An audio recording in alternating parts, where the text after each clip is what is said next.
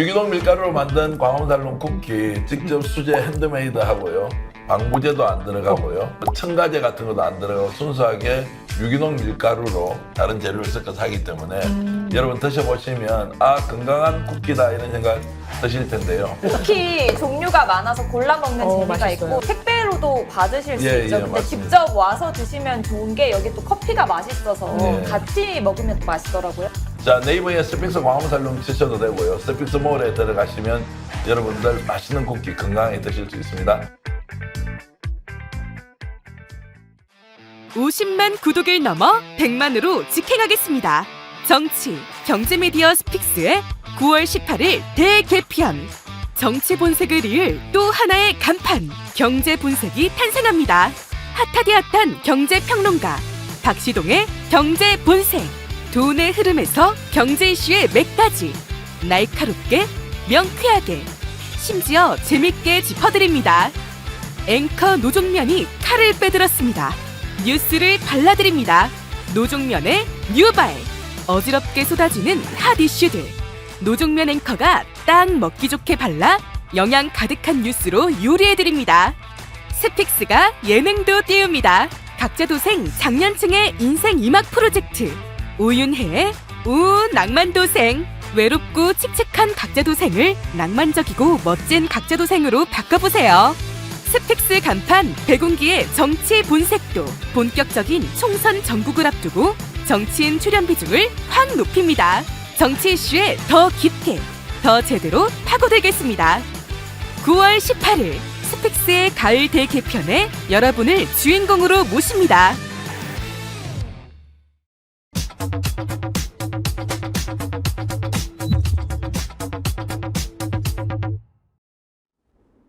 네, 오라경제 윤경호 퓨처미디어 연구소장과 함께하겠습니다. 어서 오십시오. 안녕하세요. 오늘은 우크라이나에 우리가 3억 달러 지원하기로 한 것, 이거 좀 들여다보기로 하지요. 예, 3억 달러면은 우리 돈으로 4천억. 4천억 정도 되는 거죠. 네. 그 전에도 우크라이나에 이렇게 좀 지원한 게 있지 않나요? 작년에 우리가 인도적 지원을 포함해서 1억 달러 하겠다라고 예. 얘기했고요. 올 2월에 그와 별도로 1억 3천만 달러를 추가 지원하겠다라고 예. 얘기를 했어요. 이제 그 1억 3천만 달러와 이번에 윤 대통령이 G20 정상회의의 어느 세션에서 얘기한 3억 달러 플러스 20억 달러. 이 23억 달러는 별개인지 아니면 그 3억 달러에 1억 3천만 달러가 들어있는지에 대해서 아직 대통령실이나 기획재정부에서 명확한 교통정리를 안 했습니다. 그러나 짐작컨대는 아마 그 1억 3천만 달러가 3억 달러에 포함되지 않을까라는 생각이 듭니다. 23억 달러, 3조 원이 넘는데 그렇습니다. 이걸 지원하겠다는 거는 또 뭐예요, 그러면? 자, 23억 달러 중에요. 이제 이번에 윤 대통령이 지난 10일입니다. G20 정상회의의 세션 3에서 대한민국도 우크라이나 재건 사업 평화 회복이라는 명분을 내세웠는데 거기에 기여를 하겠다. 3억 달러는 내년 중에 주겠다입니다. 그리고 20억 달러는 2025년 이후에 갑니다. 두 개가 약간 성격이 다릅니다. 3억 달러는 무상으로 주겠다. 조건 없이 그냥 건네겠다는 거고요. 20억 달러는 2025년부터 제공되는 20억 달러는 조건이 붙어 있는 유상으로 준다. 그러니까 유상이라는 얘기는 대출을 해준다는 얘기예요. 물론 금리는 아주 저렴하죠. 이거를 위해서 우리 정부에 두 개의 기금이 따로 있습니다. 무상으로 이런 개발도상국 또는 저개발국 또는 뭐 이런 우크라이나 같은 특별한 목적의 대상 국가에 주는 돈을 ODA라고 얘기하거든요. 예, 공적 지원 자금이죠. 그렇습니다. 공적 개발 원조라고 정확히 예. 얘기하거든요. 이게 우리 한 해 예산이 한 3조, 4조, 5조 이 정도 될 겁니다. 그러니까 2022년, 23년, 24년 정확한 금액은 뭐 기록에 이제 나올 텐데요. 이거는 딱 이걸 떠올리시면 됩니다. 우리 반기문 유엔 사무총장을 유엔 사무총장에 우리가 뽑았을 때 그때 한국의 공적 기여, 국제사회에서의 공적 기여가 GDP 대비한 금액을 따져볼 때 너무 적다. 이걸 좀 끌어올려야 된다라는 이슈가 됐었습니다. GDP 대비해 가지고는요. OECD 국가들, OECD라는 게 잘 사는 나라들 클럽이잖아요. 전 세계 28개 나라, 뭐 30개 나라가 자기들끼리 클럽을 결성한 건데 우리는 YS 정부 때 가입을 했죠. 가입해놓고 흥청망청 쓰다가 우리 외환위기 겪었긴 했지만 OECD라는 그 클럽의 멤버가 되려면 일종의 품위 유지를 좀 해야 됩니다. 그 품위 유지가 바로 이런 공적 원조거든요. GDP 대비해 가지고 OECD 평균 국가는 한 0.3%에서 0.4% 정도 되는데 우리는 그거의 절반밖에 못했어요. 이제 그 금액을 조금 좀 끌어올려야 된다는 건데 지금 우리는 느닷없이 우크라이나의 이 돈의 상당액을 그냥 써버리겠다고 그러는 거니까 그러면 다른 저개발 국가의 원조를 위한 예산은 그럼 추가로 확보할 거냐 이런 문제도 있긴 한데 어찌됐든 우크라이나의 지원 이게 과연 우리한테 득만 될 거냐 아니면 또 다른 후폭풍이나 부작용이 있을 거냐 이것도 한번 짚어봐야 되죠. 그런 걸 잘 짚어봐야죠. 지금 일단 우리가 이렇게 우크라이나 지원하기로 한 것은 전쟁이 끝나고 나서 이제 재건 이루어졌을 때 좀 유리한 부분을 차지하려고 하는 것 아닙니까? 그렇습니다. 뭐를 기대할 수 있나요? 우선 건설 사업에 뛰어들려는 게 첫째고요. 그다음에 전쟁을 치르면서 사회 간접 자본 SOC라고 하잖아요. 인프라스트럭처 관련된 게 얼마나 많이 파기가 됐어요. 도로, 뭐 공항, 다리, 철도 뭐 이런 것들 관련해서 건설 재건 사업이 또 활발하게 펼쳐지겠죠. 그다음에 우크라이나 하면은 떠올리시는 밀 관련 작물, 곡물 이거의 보관, 운송 뭐 이런 것들 관련해서도 또 당연히 있고요. 그래서 윤 대통령이 이번에 이 3억 달러 플러스 20억 달러라는 지원 방안을 딱 내놓으니까 주식시장에서 벌써 우크라이나 관련주라는 게 몇 개 예. 딱 형성이 돼가지고 이들의 주가가 며칠 뛰었어요. 그러니까 시장에서는 이미 우크라이나 관련주 해가지고 엮어서 상당 부분 지금 움직이고 있는데요. 그 중에 이제 이를테면 이 포크레인 같은 예. 이제 그런 걸 생산하는 기업 뭐 이런 것도 포함이 돼 있고요. 그다음에 이제 종합상사들 중에 동유럽 시장을 집중적으로 공략을 했던 데들은 이미 TF를 다 구성을 해놨어요. 이런 데들도 발빠르게 움직이는데 그런 데들도 상장사는 주가가 많이 올랐죠. 그 지금 이제 우크라이나 재건주라고 분류되는 종목들 상승세 얘기를 해주셨는데 예. 그 중에 좀 눈에 띄는 게 삼부토건입니다. 예. 지금 뭐 많은 분들이 삼부토건 재건 사업이냐 뭐 이런 얘기를 보내주시는데 왜 삼부토건 얘기가 나옵니까? 토건 회사가 삼부토건만 있는 것도 아닌데. 예. 근데 여기가 지난번에 윤 대통령이 폴란드를 방문했잖아요. 예. 이제 제가 잠시 후 드릴 얘기가 우크라이나 재건 회의 뭐 이런 거하고 다 연결이 되는데 이 폴란드 방문에 이 삼부토건의 아마 최고 경영자가 따라갔다고 해요. 그리고 삼부토건이 일각에서는 김건희 씨의 처가, 그러니까 김건희 씨의 오빠 뭐 이런 쪽과의 일부 연계 얘기도 슬쩍 나와요. 아 그래요? 그러나 삼부토건 자체가 확인되지 않은 얘기입니다. 예. 삼부토건 자체가 옛날에 그 명성을 가졌던 삼부토건은 아니고요. 그 삼부토건은 이미 주인이 바뀌었고 여기는 다른 쩐주가 그 삼부가 아닙니까? 그렇습니다. 회사 이름은 그대로인데 그러나 토목과 건축 사업은 계속 영위를 해요. 그런데 어찌됐든 윤 대통령이 폴란드를 갔을 때 같이 간 기업의 아주 대표적인 기업으로 여기가 꼽히면서 이번 이 관련주가 뜰 때도 여기가 막 이틀 연속 상한가를 치고요.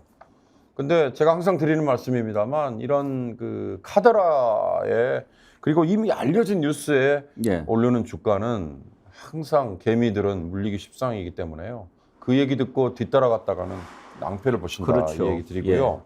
방금 제가 잠깐 말씀드린 우크라이나 재건회의라는 거는 이미 영국이나 유럽 나라들을 중심으로 가동이 되고 있습니다. 벌써 이 회의를 한 게요. 전쟁이 작년 초에 벌어졌잖아요. 벌써 우크라이나 러시아 전쟁이 1년 됐잖아요. 근데 작년 7월에 벌써 1차 회의를 했어요.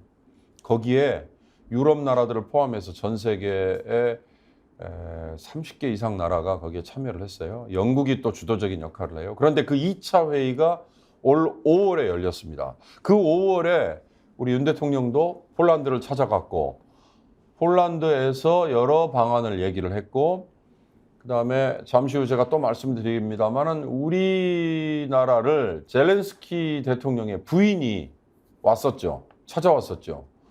그때 폴란드 경제부 장관이 동행을 했는데 그때 우리나라 기획재정부와 폴란드 경제부가 양국 간에 서로 지원을 해주겠다라고 하는 MOU를 뛰어넘는 협정을 체결을 했는데 이 협정 체결 이후에 상당히 주목할 만한 해프닝이 하나 있었어요. 네. 그 해프닝 때문에도 또 더 이번 윤 대통령의 지원 방안이 어느 게 정확한 얘기냐라는 논란의 소지가 좀 있습니다. 어떤 건지 좀 알 수 있나요? 당연히 말씀드려야죠. 예. 정확한 시점을 말씀드리면요. 5월 18일입니다. 우리 추경호 기획재정 부총리하고 우크라이나도 경제부총리입니다. 예. 경제부 장관, 그러니까 미니스트리 오브 이코노미인데 둘이 한국에서 가협정 예. 사인을 했다고 했잖아요. 이 서명식 후에 우리나라의 추경호 부총리와 기획재정부는 우리가 지난 2월에 1억 3천만 불 추가 지원을 밝혔다고 했는데 이 금액을 3억 달러라고 밝혀요. 예. 이때 이미 3억 달러 얘기는 나왔어요. 그런데 우크라이나 경제부의 홈페이지에 한국으로부터 우리가 이 3억 달러를 포함해서 80억 달러를 파격적으로 지원받기로 했다라는 뉴스가 뜹니다. 그러니까 보도자료예요. 우리식으로 하면 이 우크라이나 경제부에서 공식적으로 내놓은 보도자료예요. 그러니까 이 얘기들이 현지 매체에 다뤄지고 이게 당연히 우리에게도 알려졌을 거 아닙니까? 그래서 그 시민 언론을 자임하는 민들레 같은 곳 이런 진보 언론에서 이 문제를 제기를 했습니다. 이 80억 달러라는 거를 우크라이나에서 파격적으로 한국이 지원을 하기로 했다는데 뭔 얘기냐? 그 80억 달러의 내용이 어떻게 되냐면요. 자, 1차분 3억 달러를 한국이 올해 4개월 이내에 우리에게 주기로 했고 2차분 30억 달러는 2024년 내년에 주기로 했다. 예. 그리고 그 이후에 80억 달러까지 지원액을 늘리기로 했다. 근데 이 지원이라는 게 3억 달러는 아까 무상으로 준다고 했지만 나머지 금액은 이자가 연 0.15%밖에 되지 않아요. 그러니까 거의 이자가 없는 셈이죠. 거기다가 10년간은 갚지 않아도 되는 흔히 말하는 거치라 그러잖아요. 10년간은 거치 그리고 40년 동안 상환을 해도 되는 금액이다. 이러니까 아니 우리가 무슨 재원으로 이 돈을 주냐. 통상 아까 제가 잠깐 말씀드렸습니다만 무상으로 주는 돈은 ODA라고 해서 우리 재정에서 저개발 국가에 그냥 줍니다. 이거는 날리는 돈입니다. 날린다고 표현하면 이상합니다만 그냥 지원을 해주는 거예요. 유상으로 주는 거는요. 빌려주는 돈이거든요. 이거는 EDCF라는 펀드, 기금이 있습니다. 대외경제협력기금이라고 해요. 이 돈은 어디를 통해서 지원되느냐. 수출입은행이라는 곳을 통해서 지원이 됩니다. 이 우크라이나에게 주겠다고 하는 돈도 수출입은행을 통해서 지원이 되죠. 그래서 이 80억 달러가 가나보다 했는데 우리 정부와 우리 외교부와 기획재정부에서 이거에 대해서 명쾌한 해명을 하질 않았어요. 기자들이 물었을 거 아니에요. 우크라이나 경제부에 이런 보도자료가 떴는데 어떻게 된 거냐 그랬더니 우리 외교부와 기획재정부에서 우크라이나 쪽이 이걸 부풀린 거다라고 일단 해명을 했고요. 그리고 석연찮은 건 우크라이나 경제부에서 한 4, 5일이 지난 다음에 이 80억 달러의 지원이라는 80억 달러라는 얘기를 슬쩍 뺐어요. 그리고 2024년에 주기로 했다는 30억 달러라는 것도 슬쩍 뺐어요. 그리고 3억 달러 올해 내에 지원분만 남겨놨어요. 그런데 그 이후에 우리 기획재정부에서 이에 대해서 전혀 해명을 하지 않고 예. 있어서 그래서 아직도 불씨가 좀 남아 있습니다. 그렇군요. 지금 재건주 얘기를 했는데 많은 분들이 이런 글 주셨어요. 마음 하나님 맞습니다. 테마주는 절대 개미들 위험합니다. 신명철님, 개미의 소스가 올 때는 이미 끝난 거니까 정어리 가족은 삼부토건 관심 끄세요. 정확한 얘기십니다. 예. 백절불굴님, 집안에는 쌀이 떨어져 배고파 허덕이는데 가장은 밖에 나가 허세 부리며 술 처먹는 꼴이 한심합니다. 그런 의견 주셨습니다. 자, 우크라이나 재건 사업, 우크라이나 지원이 상당히 좀 부풀려져 있는 이유가 있는데요. 우선 지난 5월에 우크라이나 재건회의를 했다고 말씀드렸고요. 예. 원희룡 국토교통부 장관이 폴란드를 방문을 했습니다. 그럴 때 우크라이나 정부가 우리 정부에게 요청을 했다라고 자료를 냈는데 200억 달러, 우리 돈으로 하면 250조 원이에요. 200억 달러에 5천여 건 정도 되는 우크라이나 전후 재건 프로젝트에 한국이 협력과 지원을 해달라라고 요청을 했다. 이렇게 자료를 냈는데 이런 숫자들이 막 버무려져 가지고 그러면 대체 우크라이나 전쟁이 끝나고 나면 재건 프로젝트가 재건 사업이 규모가 얼마나 되겠냐 그러니까. 궁금하잖아요. 예. 자, 월드뱅크 세계은행이 올 4월 정도에 여러 현지 사정을 파악을 하고 그다음에 그동안에 쌓여있던 데이터를 활용을 해서 우크라이나 전쟁이 끝난 다음에 재건 사업의 규모가 한 4,100억 달러 정도 될 것 같다. 4,100억 달러면은 우리 돈으로 하면요. 한 4,100억 달러면 우리 60조 돈으로 되나? 하면 그러니까 한 550조 뭐 이 정도 600조 됩니다. 가까이, 예. 그러니까 뭐 이런 숫자들이 사실 정확히 감이 안 감이 안 잡히잖아요. 오죠. 예. 우리나라 하여튼 1년 예산이 660조입니다. 예. 그것만 생각하시면 되고요. 그런데 시장에서는 이걸 좀 부풀려 가지고 우크라이나 재건 사업 규모가 한 7,500억 달러 정도 될 거다라고 그래서 지금은 7,500억 달러 얘기가 그래도 조금 신빙성 있게 얘기됩니다. 이게 1,000조 원이에요. 그래서 이제 시장 아까 우크라이나 관련주라고 얘기할 때는 1,000조 원 시장이라고 지금은 많이 들먹여요. 네. 그런데 이게 이제 부풀려져 가지고 1조 달러라고 얘기가 되고 있습니다. 근데 이런 것들이 근거가 아주 희박합니다. 이 규모는 이렇게 될지 모르지만 돈을 누가 집어넣겠습니까? 돈을 집어넣은 다음에 회수할 수 있어야만 투자의 그렇죠. 의미가 네. 있는 건데 아니 유럽 나라든 미국이든 지금 전쟁은 러시아를 제압하기 위해서 쏟아붓는 거는 뭐 가능합니다. 그러나 그 다음에는 경제 논리가 작동을 하는데 그 경제 논리가 과연 이런 확실치 않은 이 회수 방안 이런 상황에서 가능할까? 회수라고 그러셨는데 지금 이게 지원이잖아요. 계약이 아니고. 그렇습니다. 지원 플러스 투자입니다. 투자. 그러니까 막 나중에 어떻게 될지 모르는 거잖아요. 그거는 아무도 모르는 그러니까 우리가 지금 이걸 잘하고 있는지 어떤지 뭐 계약서 쓰고 주는 것도 아니고 일본은 그러면 얼마나 준대요? 일본이 우리나라 이미 지금 윤 대통령이 이번에 23억 달러라고 얘기를 예. 했잖아요.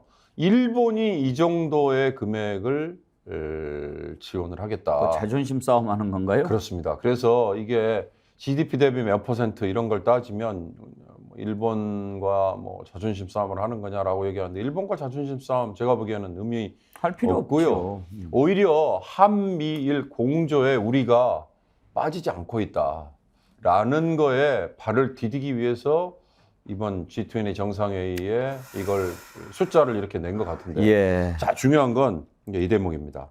이렇게 우크라이나에 우리가 지원을 파격적으로 하겠다. 다른 서방 나라들처럼 한국도 빠지지 않는다라고 얘기하는 이 이면에는 러시아의 반발이 있죠.